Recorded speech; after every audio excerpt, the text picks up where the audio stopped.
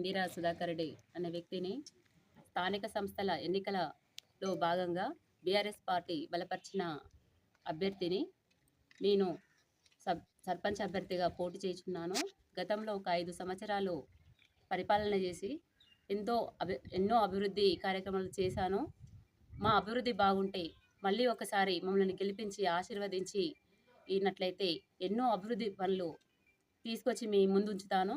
ప్రతి ఒక్కరికి ప్రభుత్వ పథకాలు ఏవైనా ఉంటే అందరికీ అందేలా సమకూర్చగలను. ప్రతి ఒక్కరి హృదయాలలో మేము ఉండగలము. స్థానికంగా ఉండి నేను కానీ మా హస్బెండ్ కానీ ఇక్కడే ఉండి లోకల్లో ఉండి ప్రతి ఒక్కరి అవసరాలను గుర్తించి వాళ్లకు సపోర్టుగా అండదండగా ఉండగలమని ఆశిస్తున్నాము. అదేవిధంగా అన్నీ ఆలోచించి ప్రతిపక్ష అభ్యర్థికి ఉన్న అభ్యర్థికి ఏం తేడా ఉందో మీరు గ్రహించి మీ అమూల్యమైన ఓటును ఉంగరం గుర్తుకు వేసి అత్యధిక మెజార్టీతో గెలిపించగలరని మనవి చేయుచున్నాను. పెద్దగూడెం గ్రామ ప్రజలందరికీ నా నమస్కారములు. స్థానిక సంస్థల ఎన్నికల కార్యక్రమంలో బీఆర్ఎస్ పార్టీ బలపరిచిన పక్కీరు ఇందిరా సుధాకర్ రెడ్డి అను నేను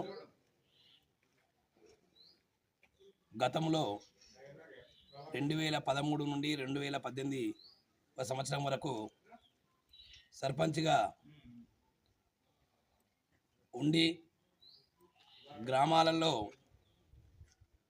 ప్రతి వార్డులో వచ్చిన నిధులతో అండర్ గ్రౌండ్ డ్రైనేజ్ కానీ సీసీ రోడ్లు కానీ అర్హులందరికీ సంక్షేమ పథకాలు అయిన రేషన్ కార్డులు కానీ పెన్షన్లు కానీ పాఠశాల విద్యా విషయంలోకి వచ్చినట్లయితే పాఠశాలలో స్ట్రెంత్ లేక మూతపడే పరిస్థితి ఉండే.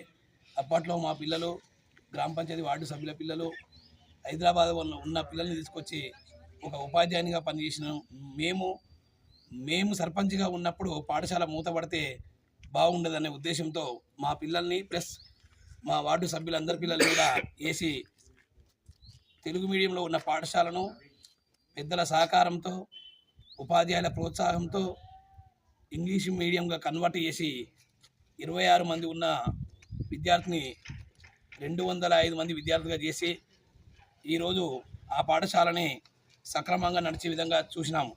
ఇందులో గ్రామ పెద్దల కృప కూడా చాలా ఉన్నది. అలాగే ఉపాధ్యాయుల్ని అదనంగా పెట్టి అప్పటికి ఒక నెల అయిన తర్వాత పాఠశాలను కన్వర్ట్ చేయడం వల్ల కొంతమంది పుస్తకాలు ఉన్నప్పటికీ కూడా ఆ పుస్తకాలు కూడా మేము మా సొంత డబ్బులతో ఏర్పాటు చేసి ఫర్నిచర్ను కూడా దాతల సహకారంతో తీసుకొచ్చి నైపుణ్యం గల ఉపాధ్యాయుల్ని వాలంటీర్గా కొంతమంది నియమించి పాఠశాల నడిపించాము.